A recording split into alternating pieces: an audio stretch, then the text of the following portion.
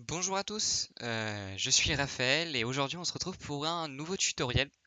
Aujourd'hui dans ce tutoriel-là, tout simplement, nous allons voir comment créer une calculatrice en Python. Ok? Donc c'est un exercice qui est très intéressant puisqu'on va pouvoir voir pas mal de notions en Python. Et donc dans ce tutoriel, ça va vous permettre simplement d'arriver à vos fins, c'est-à-dire réussir à créer une calculatrice en Python.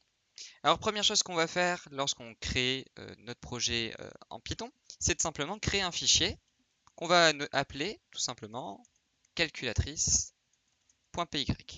Ok? Donc voilà. Donc là, pour les personnes qui ont déjà fait un peu de Python, je pense que ce n'est pas, enfin que c'est anodin plutôt. Pour les autres, voilà, tout simplement, il faut créer un fichier avec à la fin, c'est le plus important. Donc calculatrice, vous aurez pu mettre calculateur, enfin n'importe quoi, même n'importe quoi. Mais c'est juste que le plus important, il faut bien mettre l'extension .py qui permet de pouvoir coder en Python.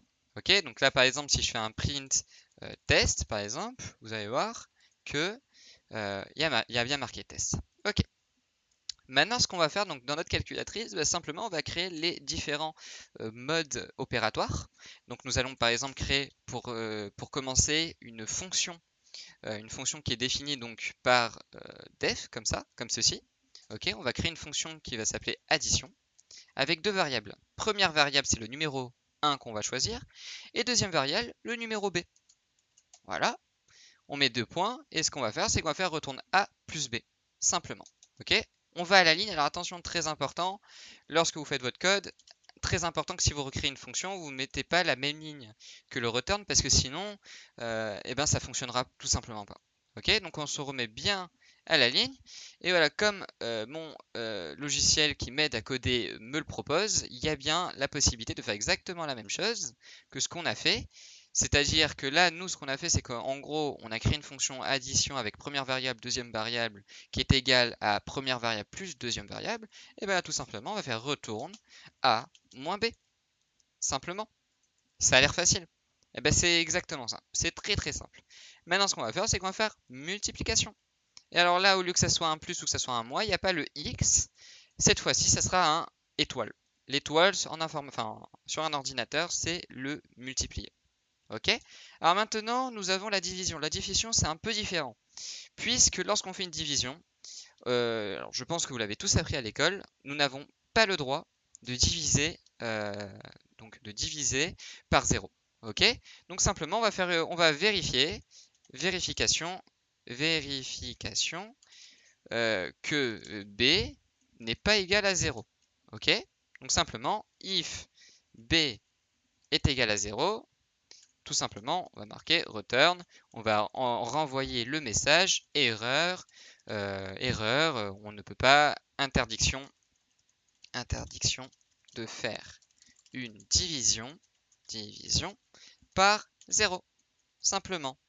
Mais dans le cas contraire, on fait retourne a slash b. Donc le slash, c'est comme un petit peu une fraction. Donc il n'y a pas le signe divisé sur votre clavier. Vous avez par contre le slash qui fonctionne très bien. Ok, très bien. Donc on continue. Maintenant, ce qu'on va créer, c'est qu'on va créer une fonction calculatrice. Ok, on va pas besoin de faire les fonctions, on va pas faire les puissances, on va s'arrêter à là pour le moment. Donc on va faire une fonction qui va s'appeler calculatrice. Ok, bon, très bien. Donc on va créer une fonction qui va s'appeler calculatrice, que lorsqu'on la lance, première chose, on va lui demander print bienvenue dans la calculatrice, bienvenue dans notre calculatrice, veuillez choisir, l'opération.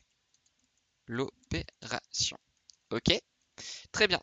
Maintenant, ce qu'on va faire, c'est qu'on va mettre print. Si on choisit 1, vous allez comprendre. Là, ça a l'air un petit peu compliqué. Peut-être que vous n'allez pas comprendre ce qu'on va faire. Peut-être pour dot, vous allez comprendre ce qu'on va faire. Et vous allez comprendre. Mais là, pour le moment, ce qu'on fait, simplement, c'est que lorsque l'application s'allumera, on va simplement envoyer ce message-là. Donc, nous, ce qu'on veut, c'est au début de choisir si on veut faire une addition, si on veut faire une soustraction, si on veut faire une multiplication ou si on veut faire une division. Ok? Donc, ce que je vais faire, c'est que je vais faire ça. Donc, si on appuie sur 1, ça nous fait addition. Si on appuie sur 2, c'est soustraction. Si on appuie sur 3, c'est multiplication. Et si on appuie sur 4, c'est une division. Ok? Maintenant, ce qu'on va faire, c'est qu'on va créer une variable, ok, qui sera du coup le numéro qu'on va rentrer. C'est très important de mettre le numéro qu'on va rentrer. Donc, c'est-à-dire que là, on va utiliser ce qu'on appelle un input. Alors, je vais vous montrer très simplement ce que c'est un input. Donc, on va marquer calculatrice ici. Hop. Et là, si je lance le logiciel, voilà, ça me met bienvenue dans ma je vais choisir le mode opératoire. Et là, maintenant, ça me laisse le choix d'écrire. Donc, ça me met votre choix 2 points. Et là, je mets par exemple 1. Et voilà. Donc, c'est-à-dire qu'en gros, maintenant, choix sera égal du coup à 1. Ok. Maintenant, ce qu'on peut faire, c'est que if choix n'est pas... donc, vous savez quoi? On verra ça après.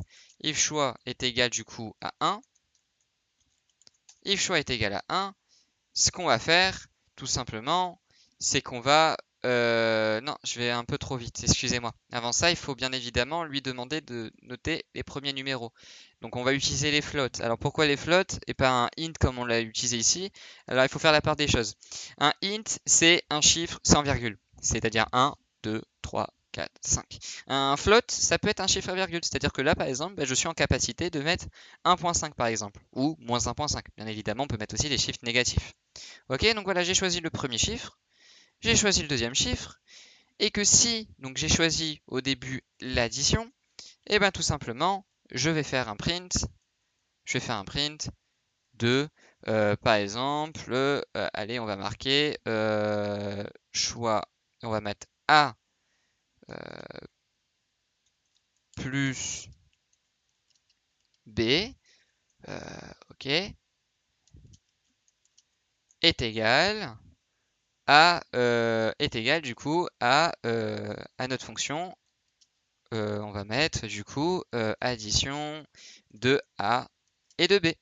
Donc maintenant on va tester. Si j'appuie ici et que je choisis 1 et que je choisis 1 et que je choisis 1, ça met 1 plus 1 est égal à 2. Voilà, donc notre calculatrice fonctionne. Maintenant, ce qu'on va faire, c'est qu'on va faire pareil pour else if. Et si le choix est égal à 2, on fait ça. Si le choix est égal à 3, on fait ça. Et si le choix est égal à 4, on fait ça. Et maintenant, sinon, else, si c'est encore un autre truc, on va dire choix invalide, tout simplement, parce qu'on n'aura pas choisi ni le 1, le 2, le 3, le 4. On aura du coup choisi, par exemple, je sais pas, 5 par exemple. Ok. Écoutez, très bien. On a terminé notre calculatrice, donc on va pouvoir la tester. Donc maintenant, j'ai envie de faire, par exemple, une division. J'ai envie de diviser 10 par 0. Ça ne marche pas. Erreur, interdiction de faire la division par 0. Mais par contre, si je relance le logiciel et que je fais donc division et que je choisis 10 divisé par 5, et ben on va voir 2. Simplement. Voilà, en tout cas, j'espère que ce tutoriel vous aura plu. J'espère que vous avez passé un bon moment et on se retrouve pour le deuxième tutoriel.